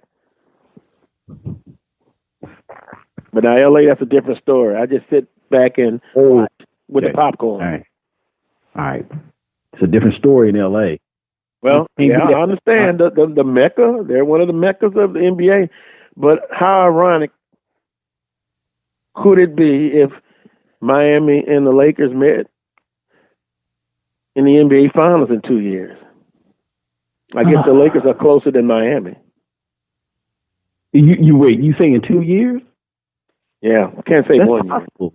I think LeBron hopefully be retired. Okay. Maybe Pat Riley will be retired too. You may be on to something there. Well, I guess in Dream World, it would be good to see both. But I don't know. Dream on, I guess. Yeah. It's a nightmare for me, brother. Well, I can tell. My goodness. At least you're not a bandwagoner. I am. But it's painful to have to endure this mess with LeBron. That's all I'm gonna say. Yeah, you can call me a LeBron. You call me a LeBron hater. I don't care. I don't want him with the Lakers. Yeah. You've been called that a couple of times so far. But anyway, appreciate you, brother. All right, man. I appreciate you. Have a great weekend. All right, brother. All righty. That was Kenn Rashad, the CEO of HBCU Sports.com. I'm going to take a time out. Whew. That was interesting. When I come back, Charles Edmund of the Alcorn State Radio Network, messages are still pouring in. Yeah, Ken, I may have to send my personal bodyguards for you, brother. You don't like LeBron. I don't like Pat Riley anymore. Where are we going to go with this, folks? We're coming back with Charles Edmund. You're listening to the Carlos Brown Show. Chris, can you put the video game controller down for a second? I can talk and play. Oh, I'm totally annihilating this punk kid in Nebraska. I just feel like you're not acting like a grown-up in our relationship. Am too. Well, you still ride your skateboard to work. There's the comic book collection, the race car bed. Look, I'm young at heart, but I put money into my 401k every paycheck. I picked up a few savings tips at feedthepig.org. I have control of my financial life now, and that feels pretty grown up. Put away a few bucks, feel like $1,000,000. Putting some money from every paycheck into a savings account or contributing to your 401k can make a big difference later. For free ideas and easy tips on ways to save, go to feedthepig.org. That's feedthepig.org. So, I bet I look like a grown-up to you now. Well, except for the footy pajamas, I'd have to agree. This message brought to you by the American Institute of Certified Public Accountants and the Ad Council. One voice. It can get the point across, but it only carries so far. Add a voice. It's richer, louder, but that has limits too. Add a third voice. It's even more powerful. Add another, and another, and many, many more. And we are stronger than ever. That's the power of a community coalition. They help community groups, faith groups, civic organizations, PTAs, employers, and many others in your community organize their resources and focus them where they're needed most, like fighting to keep kids away from drugs. Ask a group that you belong to if they should belong to a community coalition. It's easy to get involved. Visit helpyourcommunity.org and they'll tell you exactly how your group can help. That's helpyourcommunity.org, because you get more when we get together. Brought to you by the Office of National Drug Control Policy and the Ad Council.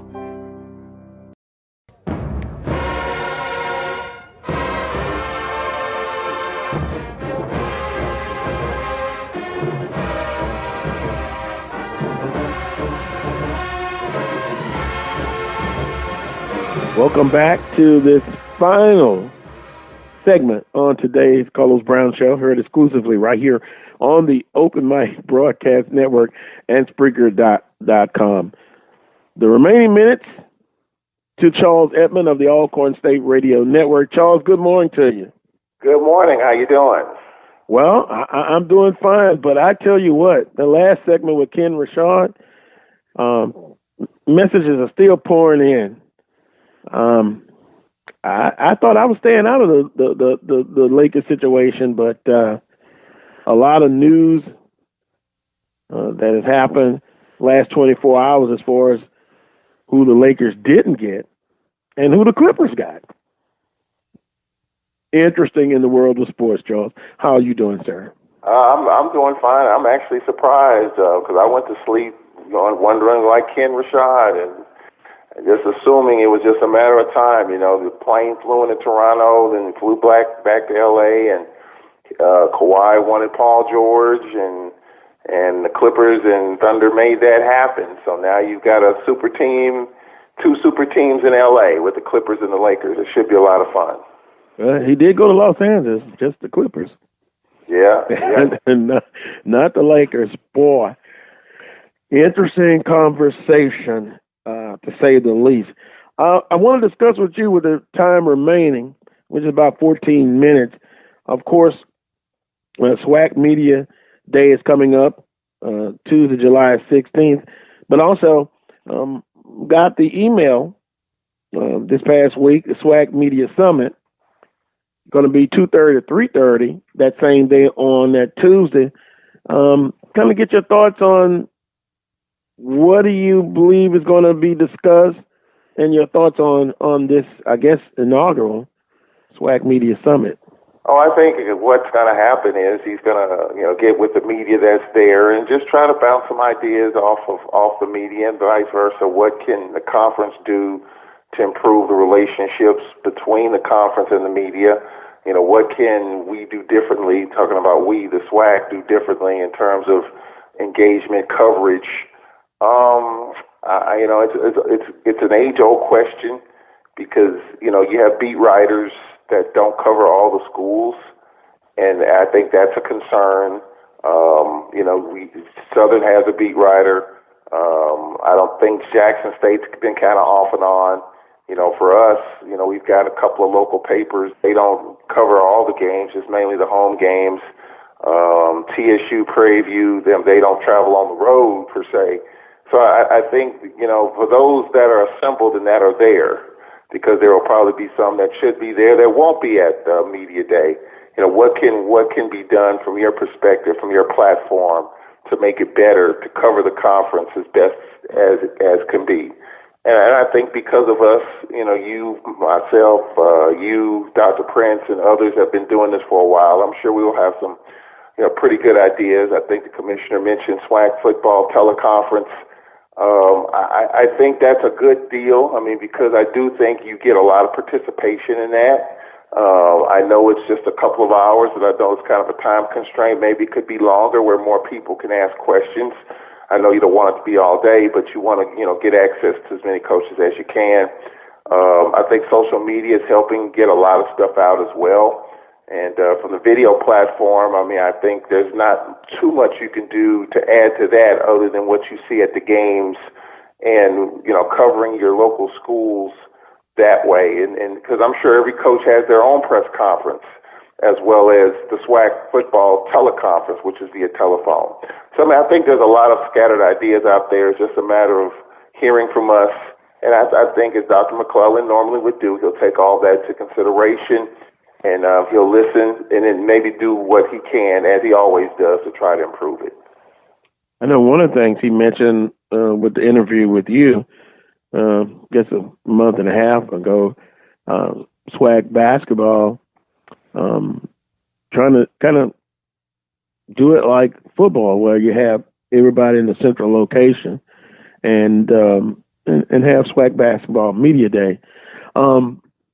Early in the show, I talked about from the angle sports talk radio and what is meant, and I guess something else I can add to it.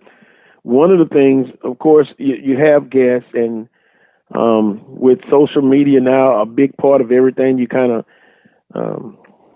you have that within your show. Because when I first started in sports talk radio, you didn't have social media, and basically things have changed.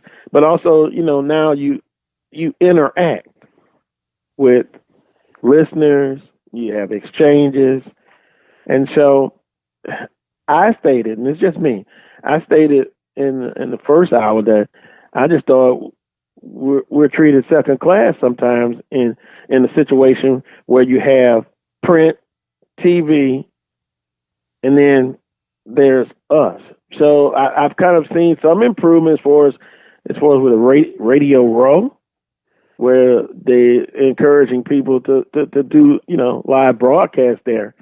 So that would be my thing to speak on how we can foster a better relationship, with those at the conference. Now, and don't get me wrong, Dr. McClellan, every time that I've asked for an interview, I've gotten it. But now in a other context, past commissioner, Saturday wasn't a good day for him. Also, you have athletic directors. Most of the times I've requested and gotten interviews, locally from, Coach Banks, when Willa Brown was at Jackson State. I know it's about building relationships. So I guess what I'm saying is to better foster those relationships is what we could concentrate on. And then also don't forget about us. If it treat all of the media fairly, that would be my comment as well. Yeah, I think Radio Row is growing. I mean, when we first started, I might have been the only one there for a few years, but then that's improved. You have Dr. Cavill's group's been there. You're going to be there. Dr. Prince has been there. So we have to continue to grow that and continue to be involved in the loop, because it is a ballet on SWAC Media Day. I think the number one obligation is to obviously do the SWAC Digital Network video part of it, and then you can kind of work it. I think they tried to do that the last couple of years and try to have a schedule. But we kind of got, once you get off schedule, you're not going to get back on it. And my only concern, about that last year was, you have coaches sitting around at their respective tables not talking to anyone. So while they're not talking to anyone and you have an opportunity to get them, why not get them instead of just them sitting around? And I think that's the other thing. It's just like in the real press. When you see an elected official just standing there, no one's talking to them. If you have an opportunity to talk to them, you can do that. You're not talking to them for 45 minutes, but you're doing, 5, 6, 7 minutes. And for that little short window, you can get that coach done and out of the way, and that helps you. And it helps them as well. So I think that's the other, that's the issue that I had last year. You had coaches just sitting around at their tables, nobody's talking to them. Why not get them while you can? And then you can kind of get ahead of the game, and then they're done. But that's something that has to be worked out. It has to be a concerted effort. It has to be a ballet. And I think if that will be my big issue as far as Media Day is concerned. Now, as far as the athletic directors, most ADs are at SWAC Football Media Day, and they're just standing around hobnobbing and talking with their coaches and talking with their colleagues. And for me, I know I get our AD. We always start our coverage with our AD, Derek Horn. That kind of gets it kicked off. But as other ADs, as I see them, and I have a pretty decent relationship with most of them, whether it's Ashley Robinson, Roman Banks, you get them as you see them, and to help keep it flowing. So I think Media Day is a good opportunity to establish relationships with your ADs if you haven't had a chance to do that. And I guess I couldn't really comment on the other part of it that you mentioned. Trying to get that relationship during the year in terms of you calling them and trying to set up interviews. I know Roman Banks typically comes on with you. The other ADs, maybe a little harder to get. I would say harder to deal with, but harder to get during their seasons. And that's something you have to just continue to keep plowing and working through, during the course of the season. Yeah, hopefully you've established some relationships. You'll try to establish some new ones. The coaches, from my experience, they pretty much, after they get to know you, especially after that first year, second year, third year, fourth year, et cetera, they're comfortable with you, and they tend to to share more. Another thing that I've noticed over the years, and players, a lot of times they're sitting there. I've observed one player a couple of years ago. If one person came to talk to him, that was it, because everybody's going to talk to the coaches. So I try to make it a point the previous years to at least interview as many players as I can. And that's just something that I said I personally need to get better at and work at, trying to get the players on. And then, of course, some of them, some players are nervous, some are shy. You can sense it. But usually I would just try to break the ice a little bit.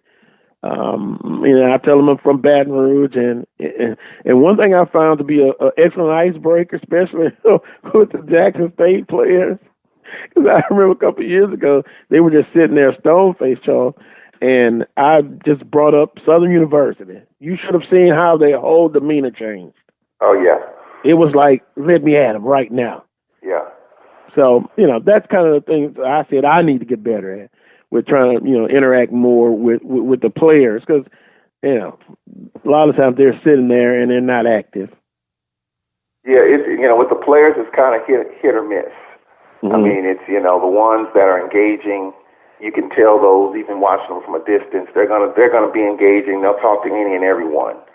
But there's some that may not be interview savvy, and that's something that I think that our schools, really need to continue to work on working with their players in every sport and learning how to deal with interviews. I know some schools are doing it, some might not be doing it nearly as much, and I think those situations, it can make it easier for the players, for the school, and for us to interview them. I know for us it's going to be Noah Johnson. That's going to be there. Of course, everyone is going to be talking to him because he's he's probably the top quarterback in the conference coming back. So everybody's going to want to talk to Noah based on what he's done the last couple of years. But it's the players. It's kind of a tricky situation because some are not used to being interviewed, and if you're not used to being interviewed as a player, it's going to be tough to really get them to relax. And I think that's something that schools have to continue to work on to make them more comfortable, because they can give you a lot more stuff when they are in a relaxed mode. I would agree 110%. It is up to sports information department and the powers that be. You don't want to put a kid in a situation where they're not comfortable. And I know at some other schools, they kind of rehearse and go over those type of things. So when they do get in front of the lights and cameras and microphones, they're a little bit more at ease. But that's just like saying a coach, you should know your personnel. Yeah. So good point. Yeah, it's just something that has to continue to be worked on, and it's not an easy thing to do either. I mean, it's something that you have to work on in the summer and the spring, to kind of get them warmed up. So once the grind of the season starts, they'll be a little bit more comfortable than they've been. Yeah, I would agree with that. I think I have about a minute and a half left. We kind of talked last week quickly about who you thought was going to be at the top and how the predicted order finish would be. So I won't ask you that, but I will ask you this. Give me a team. Kenn Rashad talked about Texas Southern. Give me a team that you're going to watch to see if they make a move that's not expected of them. I'm going to say, if there's one team that I think that could make a move, I'm not going to say Texas Southern. I'm going to say on the West, UAPB. I think Cedric Thomas, the year under his belt, I think his defense will improve because he's a defensive guy. And I think offensively they'll be better. So they're a team that could shock some people in terms of just their level of competition. I think Alabama State might make a little slight nudge, but I would probably, if I were to bet, I would say Alabama A&M. I think A&M. I mean, Coach Maynard, they won the Magic City, and a guy in the parking lot stopped me and said, "Look, in a couple of years, Alabama A&M is going to be the team everyone's going to be talking about. We'll see on that." But he obviously feels like A&M's got something going. But I'm gonna say the one team. I'm gonna say UAPB. Watch out for them because no one's talking about them, and I think that's what Coach Thomas likes. Hey, overlook us, and we just gonna surprise the heck out of you. Well, on that note, we're literally out of time. I will remember that statement, UAPB, and if that happens, I'll know where I heard it first. Charles Edmund with another huge prediction in my Bernie Sanders voice. No, don't. We'll stop there. We're not going to take it no further than that. But we appreciate the time, Charles. We'll talk with you next week, getting ready for SWAC Football Media Day. 10 days away from SWAC Football Media Day. I'm ready. All right. I've got to get my entourage together. On the road. Appreciate it. Have a great weekend. Want to thank all the guests, Brandon B.J. Jones, Kenn, Rashad, Charles Edmund, and producer extraordinaire, Brother Michael Prince. Have a great weekend, everyone. Appreciate you.